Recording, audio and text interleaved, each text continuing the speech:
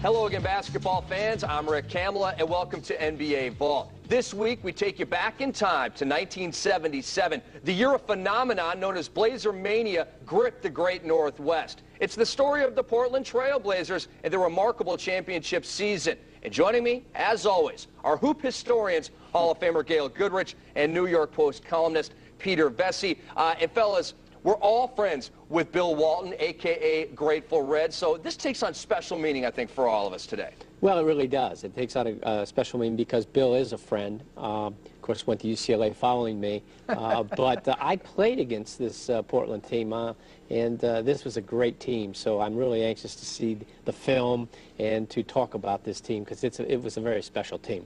Well, I mean, I'm there with Bill and Spirit and everything like that, but I was a Sixer guy back in those days. I mean, Julius Erving was the best man at my wedding, and, you know, we were pretty tight, so I was kind of leaning toward the other side. And it didn't go that way, as we will tell you in this story. The Trailblazers entered the league in 1970, and like most expansion teams, they struggled through their first few seasons. But hope would arrive in the form of the league's top draft pick. Three-time College Player of the Year, Bill Walton. And let's pick up the story with this feature from the home video, the NBA's greatest teams. The most celebrated draft choice since Lou Alcindor, Bill Walton would join the young Portland Trail Blazer franchise in 1975, hailed as an instant savior. But 2 years of injuries would leave these expectations painfully unfulfilled. Enter new coach, Jack Ramsay. Portland had never been in the playoffs, so our goal was to reach the playoffs, really, the first year. Preparing for the 1977 season, he would build his team around a finally healthy Walton. I'm not the type of player that you just give the ball to and get out of my way and I make one-on-one moves. That's not the type of game I play. I start my game with my defense, and offensively my game is based on movement and teamwork and passing the ball around. Taking full advantage of Walton's varied skills, Ramsay would install a fast-breaking ball movement offense. It was a team that played together well. They ran the break very well. They were unselfish. I'm not sure that team didn't score more layups than any team in the history of the game. It was a team that would be passionately embraced by its city. A frenzy of Blazermania would sweep through Portland. And at the center of it all was Bill Walton. Bill Walton at that time was, I think, the best center playing basketball in the NBA, considering all aspects of the game. For the Blazers, everything began with Walton. And for that year, he was one of the greatest centers ever to play. I've never seen anybody do it like him. When the big redhead was right, he was right. The young Blazers would burst into the postseason, gaining confidence with every game. Once we got by Chicago in the first round, then got by Denver in the second round, we started to think, you know, who knows? In the conference finals, Kareem Abdul-Jabbar and his division champion Lakers were prepared to end Portland's Cinderella season. The Trailblazers were undaunted. Well, it was a tremendous victory and accomplishment for our team to sweep the Lakers. We were really rolling at that point. We had tremendous self-confidence. That confidence would be sorely tested as they dropped the first two games of the finals to the powerful 76ers. When we got back to Portland down 2-0, you know, we were pretty depressed. I think the thing that stands out the most in bringing the team back was the fans' response in Portland. Those fans were ready for blood. They were not going to let us lose. Revitalized by their fans, the emotionally charged Blazers surged back into the series. Manhandling the Sixers, they would sweep the next 4 games, bringing Portland to championship and dramatically capping their phenomenal season. Johnny Davis, hands off, look at him go! Trailblazers have won the world. I've never coached a better player, I've never coached a better competitor, and I've never coached a better person than Bill Walton. Awesome moments relived. So a team that had never even made the playoffs went all the way to the championship. It's even more amazing when you consider that they had a new coach and 7 new players that season. But it all came together in that magical run. And Peter, we first need to talk about the 2 big moves they made, signing Coach Jack Ramsay from the Buffalo Braves and picking up Maurice Lucas in the ABA dispersal draft. That put them over the top. Well, they traded for Lucas to get into that dispersal draft to get Lucas. They traded for Lucas. They traded Jeff Petrie to Atlanta to get the #2 pick. They also got Moses Malone in that dispersal draft and traded him to Buffalo for a #1 pick. And 8 days after that, I believe, Buffalo traded him to Houston for 2 #1 picks. Wow. So they could have had Moses on that team, too. And as far as Ramsey goes, he was perfect. He replaced Lenny Wilkins. And one thing that was underrated was the team's defense. You had Bill Walton, Lionel Hollins, Bobby Gross, Maurice Lucas, all of whom were all-league defense at some point during their careers, but Walton was at the center of it. Well, he absolutely was. You know, before Walton got there, the Blazers were pretty much a team that you would like to play. And, you know, I had a number of, 40-point games against this club. This team was no D. But then when Walton came, it changed everything because now all the players could really belly up to you from the outside and force you to drive. And, of course, with Walton in the back line along with Maurice Lucas, they had 2 terrific the defenders who would help out and really would alter a lot of shots. This was, I believe, one of the best defensive teams. You had to appreciate, as an opponent, the fact that what a high IQ they had. I mean, this team compared very favorably and rightfully so to the Knick championship teams. Ramsey said in that piece about probably a team that had more layups than any team ever. And that can be proven by the fact that they shot 48% as a team. 4 players on that team shot 50% or better. Well, when you combine the great defense we're talking about with the efficiency on offense, all those layups, you got a championship. And coming up next, we profile the man in the middle, Hall of Famer Bill Walton, as NBA Vault rolls on.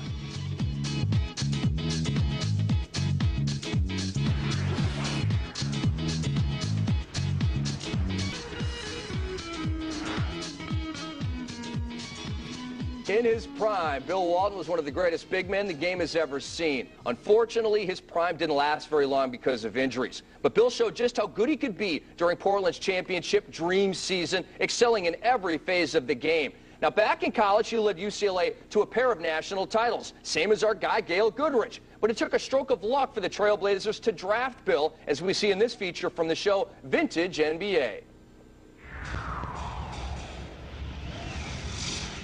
On March 27, 1974, a fateful choice of the coin flip gave Portland the first draft choice. It's tails. Tails.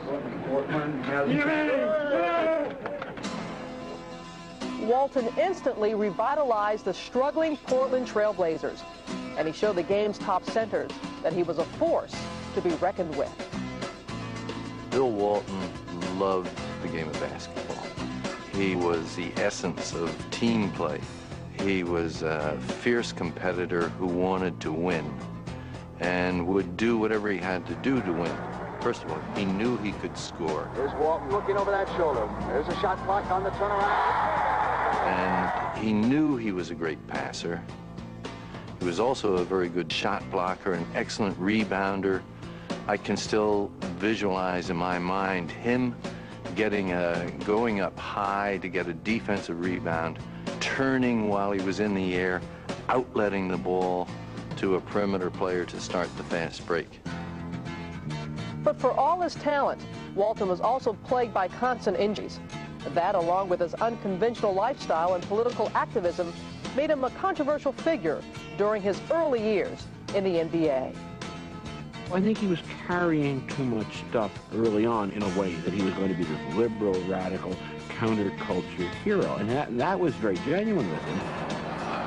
I'm going to keep struggling for freedom and a more, a more decent and humane life for everybody. I like Bill. He did his own thing, and he was all back to natural and all of that. And he had all this hair on him, and I didn't want to rub up against him because he was going to be funky leaving that game. It was just his nature. It's like everyone has to have an outlet. And, you know, he still listened to Grateful Dead even when he got his hair cut. But come game time, he was a totally different person. As the 77 season began, Bill wanted to shift the focus back to basketball and turn Portland into a winner. You know, Coach Wooden always told us that he'd rather have a team yet that was inexperienced but had a lot of talent rather than an experienced team with no talent. And so I'm not saying that last year's team had no talent, but you know, I think we have more talent this year. Referee underneath now. Walton with a good move pass. The Blazers not only reached the playoffs for the first time, they made it all the way to the NBA Finals against the powerful Philadelphia 76ers. Portland fans were in a frenzy as the Blazers came from 2 games down to take the next 3, and they were poised to wrap up the title in Game 6. 5 seconds to go. Portland leading 109 to 107. 3 will inbound. Here we go. The inbound of McGinnis. Drive, stop, pump, shoot, short, no good, and the game is over! The Portland Trail Blazers have won the World Championship. They are number 1. Walton followed up the 77 triumph by winning the next season's MVP award, despite playing only 58 games due to a foot injury. This marked the start of an 8-year odyssey in which he was constantly in and out of the game. My pro basketball career was one of frustration and disappointment.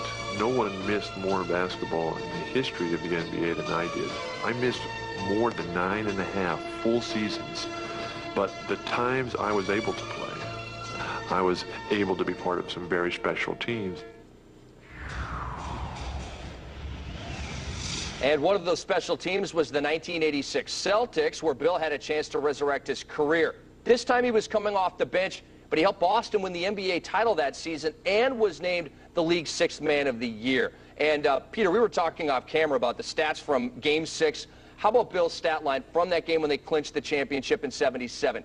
20 points, 23 rebounds, 7 assists, and 8 blocks. Where does that game stack up all-time in finals history? This game, he had his best game, and I mean, he is the perfect role-playing MVP, Gail. And by that I mean that, you know, he and Lucas, who were the top scorers on the team and the top rebounders, they could have led the team in scoring anytime they wanted. But they were such great team players that they would back off when anybody would get hurt and allow that player to do his thing. Well, you're absolutely right. On this team, there were 6 players that averaged double figures. They really shared the basketball. I talked about the IQ of this team. They had 8 players on this team that had 148 assists to 313 assists. And that's why, again, Ramsay said so many layups. They didn't really spread the court like today, and you get a lot of individual play. This is a team that passed the basketball, they cut, and what made this team was so great was how active Bill Walton was. He moved around, and he was active, and it was really difficult to guard him at the center position. No doubt about it, and we got to step aside, but we're coming back on NBA Vault with a feature on the man who guided the Trailblazers to glory, head coach Jack Ramsay.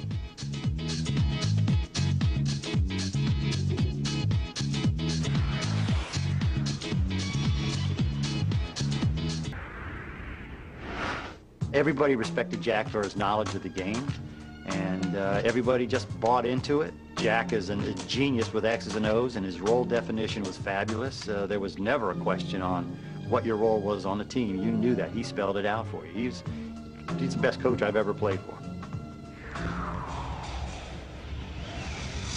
Dave Twardzik and the rest of the Blazers all gave high praise to their head coach, Jack Ramsay. Over the course of 4 decades, Jack built a record of success at every level of basketball. As a teacher, as a motivator, as a leader, he became one of the most respected coaches in the business. And after his coaching days were through, he would share his vast knowledge of the game as a broadcaster. And here's a closer look at Dr. Jack from Vintage NBA.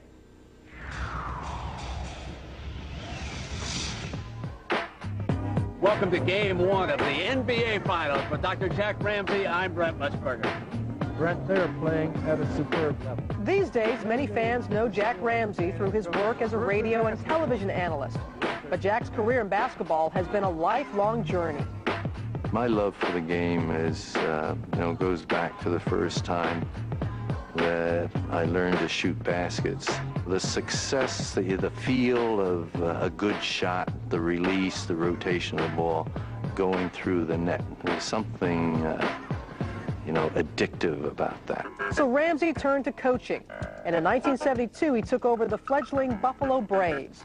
With his guidance and the play of star center Bob McAdoo, the Braves became perennial contenders. When he got down to going on to the next level to compete for a championship, Jack Ramsay's club, the Buffalo Braves, were always right there. In '76, Portland hired Ramsay to turn around their franchise, and Dr. Jack offered his prescription to cure the ailing Trailblazers. I know what it takes. It's going to take a healthy Bill Walton. Bill Walton's early years in Portland had been a frustrating time of injuries and losing. But in Jack Ramsay, he found a kindred spirit. I was a miserable person if I lost. And there was times when I'd be out kicking the can in the middle of the night, walking up and down the streets. And I'd look across the street and there'd be Jack Ramsay doing the same thing. Here was kind of a meeting of the minds. It was just something that fit. We both had a team game in mind.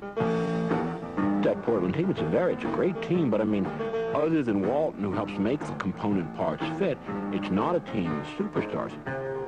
We had an incredibly intelligent team that loved to run and loved to pass the ball and really had no ego problems on the team in terms of who got the statistics. Lucas for the steal.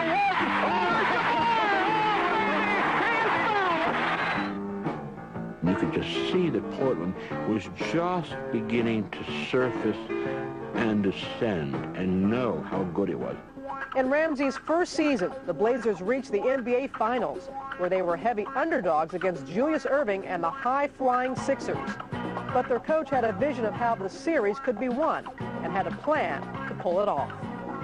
Jack Ramsay dissected our team, found out where our weak spots was, and he went right after them. Walton on the line. Oh, he got it in! Bill Walton got it in! Torczyk and Gross. What a sequence for the Blazers! Walton again! After losing the first two games, the Blazers came roaring back to win the next four, completing one of the NBA's most astounding upsets. The Portland Trailblazers have won the World Championship. They are number one. That season, the championship season, it was the highlight of my professional life. Even in his moment of triumph, Ramsay typically deflected the credit to his star. I've never coached a better player, I've never coached a better competitor, and I've never coached a better person than Bill Walton. I played for Wooden and Lenny Wilkins and Jack Ramsay, all the great ones. And they never drew attention to themselves. They were not self-promoters. It was always about the top players. It was always about making people better at what it is they do. And not only did Jack Ramsay win nearly 1,200 games as a coach in high school, college, and the pros, just had a magnificent Hall of Fame career. And Gail, you and Bill both played under John Wooden at UCLA. I want to talk X's and O's and his style of play. Dr. Jack Ramsay, the fast break offense, the pressure defense, really had a unique coaching angle, didn't he? He believed in the team, much like John Wooden. And in doing that, he kept the game simple. It was about execution. You get the rebound, you have the good outlet pass, you fill the lanes, you run. Defensively, you pressure the ball, you pressure the pass, and you cut without the basketball if you don't have it. All the execution and the simplicity of the game was taught by Jack Ramsay, taught by John Wooden. Well, both Hall of Fame coaches. And Peter, Jack definitely put his stamp on this team, and I want you to talk about that. But their general manager, Stu Inman, was obviously huge as well. Well, he put the team together, and he's the one who hired Jack Ramsay. And we saw Harry Glickman up there on the podium, and he's the one that brought the team to Portland, so they deserve a mention. But, you know, talking about Wooden and Ramsay, they believed in the same thing. How about the fact that they didn't care about turnovers? So in those first two games in Philadelphia, Portland had over 30 turnovers in each game, 33 and 36, I believe. Wow. Whoa. They come back to game 3. Well, they averaged 20 that year. They come back to game 3 in Portland, and Jack says to them, hey, we're not changing our game. We want to run. You know, you guys just, you know, chill out a little bit, but we want to play our game. Do not change our game. The fact that they communicated so well on the floor was also because of Jack, because he allowed them to communicate in the huddle. He wanted input in the huddle. If they came to a huddle and he said, you know, 5 down, and Maurice Lucas noticed that his player could beat him back door, and he'd say to Twardzik, you know, hey, let's do 4 up, and Ramsay would say, okay, run 4 up, or maybe I got to back up or down, whatever. Right. And he'd say, fine, run the second one the second time. So he wasn't threatened. He was a very secure guy, and he is one of the best and one of the best people that I've ever been around. And the relationship between Dr. Jack Ramsay and Bill Walton is reminiscent a little bit of Greg Popovich and Tim Duncan today. They definitely get along, and they've won championships together. We got to take a timeout. Back with more on the 77 Blazers on the other side of this break.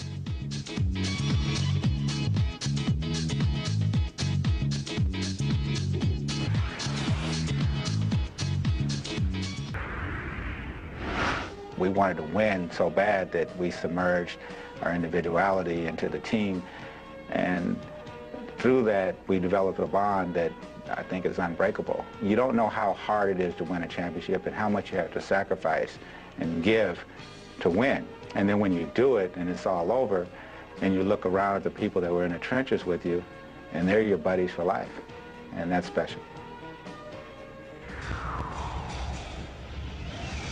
The L Train, Lionel Halls, was one of the key components on that Trailblazer championship team. And how about some of the other unsung heroes? Players like Bobby Gross, Johnny Davis, Larry Steele, Dave Twardzik, and Herm Gilliam.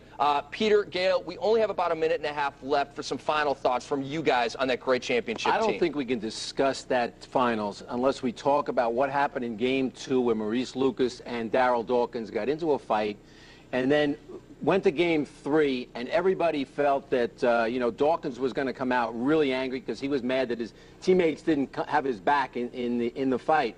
And Lucas told everybody that he didn't know what to do with him. He said he was absolutely, you know, worried that this guy could dominate this game 3, and this series would be over. So he told his team, I don't know what I'm going to do. And finally thought about it. He says, I'm going to go shake his hand at the opening tip. And that's what he did. And he turned Dawkins into a puppy dog. It totally diffused him. I played against this team. I know how difficult it was defensively, you know, how tough they were defensively, and how tough it really was to score on this team. This was a real team, and really one of the best of all time. I love the way they enjoyed each other's success. You know, it didn't matter who scored, as I said originally about Lucas and Walton backing up.